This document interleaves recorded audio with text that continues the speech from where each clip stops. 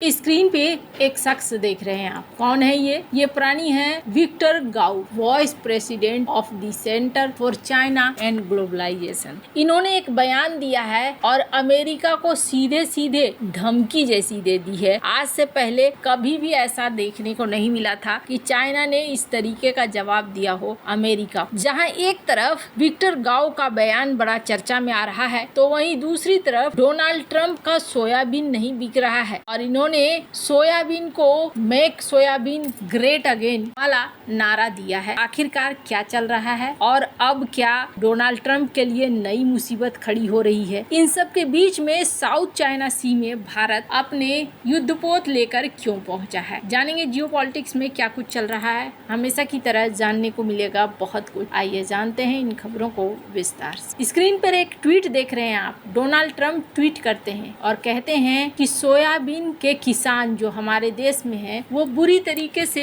Hurt हुए हैं, प्रभावित हुए हैं, क्योंकि चाइना ने हमसे सोयाबीन नहीं खरीदा और चाइना हमसे नेगोशिएट कर रहा है, बातचीत कर रहा है, इसलिए हमसे खरीद नहीं रहा है। यानी ऐसा नहीं है कि चाइना एक तरफ बात कर रहा है तो चलो बात होने दो, दूसरी तरफ खरीदो। चाइना ऐसा नहीं कर रहा है। अब इन्होंने इस बात को दोहराया है। यहाँ कमाल की बात यह है कि फिर वो ये भी कहते हैं कि हमने टैरिफ से इतना पैसा कमाया है, इतना पैसा बना लिया है कि हम लोग सोच रहे हैं कि उसका स्मॉल पोर्शन, उसका छोटा सा हिस्सा हम दें किसानों, और मैं अपने किसानों को कभी भी डाउन होने नहीं दूंगा। उस स्लीपी जो बाइडेन ने हमारे द्वारा किया गया एग्रीमेंट को लागू नहीं किया। अगर लागू किया होता तो हमारे बिलियंस डॉलर के ये जो फार्म प्रोडक्ट है इनके लिए मुश्किल खड़ी नहीं होती। अभी चाइना हमारे बिलियन डॉलर के फार्म प्रोडक्ट खरीदता है लेकिन सोयाबीन नहीं खरीदता है और ये जल्दी ही ठीक हो जाएगा। मैं अपने देश के किसानों को बहुत प्यार करता हूँ। मैं सी से मिलने वाला हूँ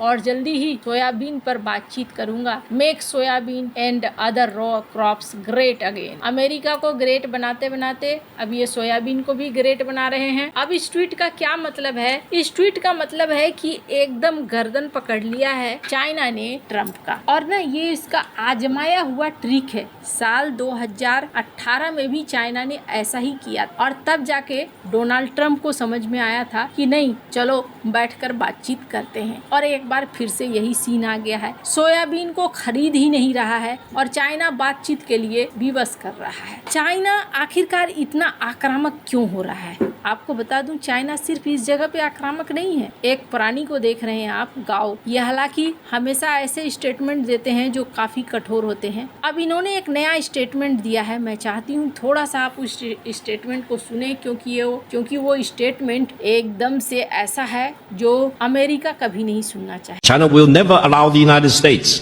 to launch a war against China, conventional or nuclear, without suffering devastating consequences. If you want to have war, you will get war. If you want to destroy China, you will be destroyed.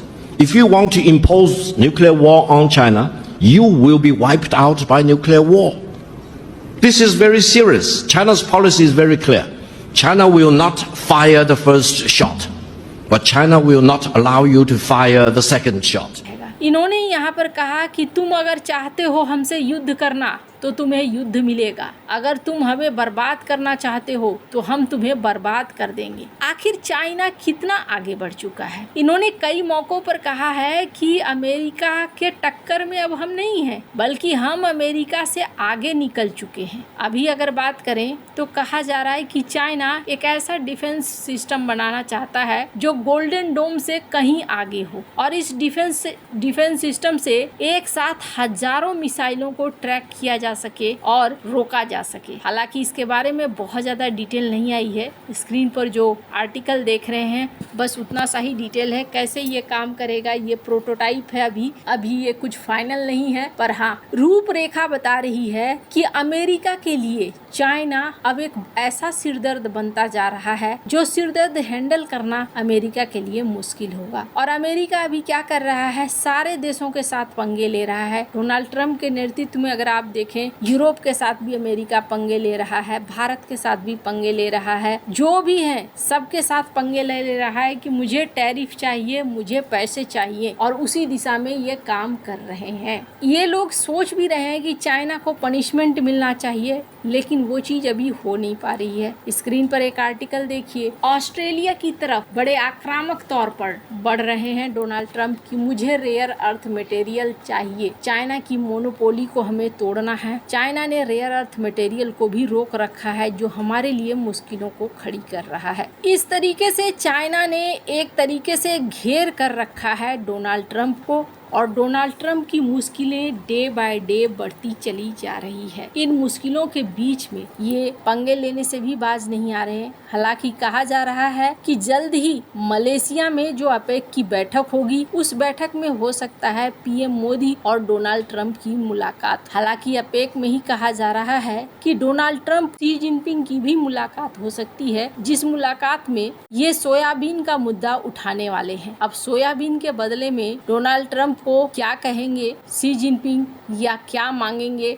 वो देखने वाली बात है। पर अभी Donald Trump के लिए China एक ऐसी समस्या बन रहा है जिस समस्या को हल कर पाना चाइना के लिए मुश्किल हो रहा है, जिस समस्या को हल कर पाना अमेरिका के लिए मुश्किल हो रहा है। अब ये जो समस्या आप देख रहे हैं, ये समस्या कल को भारत के साथ भी आएगी। अगर चाइना इतना ज्यादा आक्रामक हो रहा है या फिर इतना ज्यादा उसने विकास कर लिया है, तो कल को मुश्किलें भारत को भी आ सकती है। ऐसे में भारत ने क्या किया है, भारत ने अपनी तैयारियों को एकदम मजबूत रखा है, क्योंकि अक्सर क्या होता है ना, युद्ध रणनीतियों से लड़ा जाता है। अगर आप ऑपरेशन सिंदूर को ही देखें तो हो सकता है पाकिस्तान ने बहुत सारी चीजें प्लान करके रखी थी कि मैं ये करूंगा, मैं वो करूंगा, लेकिन भारत ने क्या किया, उनके रनवे को ही उड़ा दिया। एक बार जब रनवे उड़ गया तो फाइटर जेट उड़ने की जगह ही नहीं रह गई, करेंगे क्या खाक। ऐसे बहुत सारे रणनीतिक उदाहरण देखने को भारत के मामले में मिले हैं। भारत ने पहले भी अपनी रणनीतिक कुशलता का परिचय दिया है। अब ऐसे में देखने को मिल रहा है कि भारतीय नेवी ने एक ऐतिहासिक काम किया है, और ये ऐतिहासिक काम कहाँ पर किया गया है, साउथ चाइना सी में किया गया है, पैसिफिक रीच 2025 युद्धाभ्यास के समय। और इसको किसने किया है, सिंगापुर की नेवी ने इसे होस्ट किया था, जहां भारत भी पहुंचा। और इसमें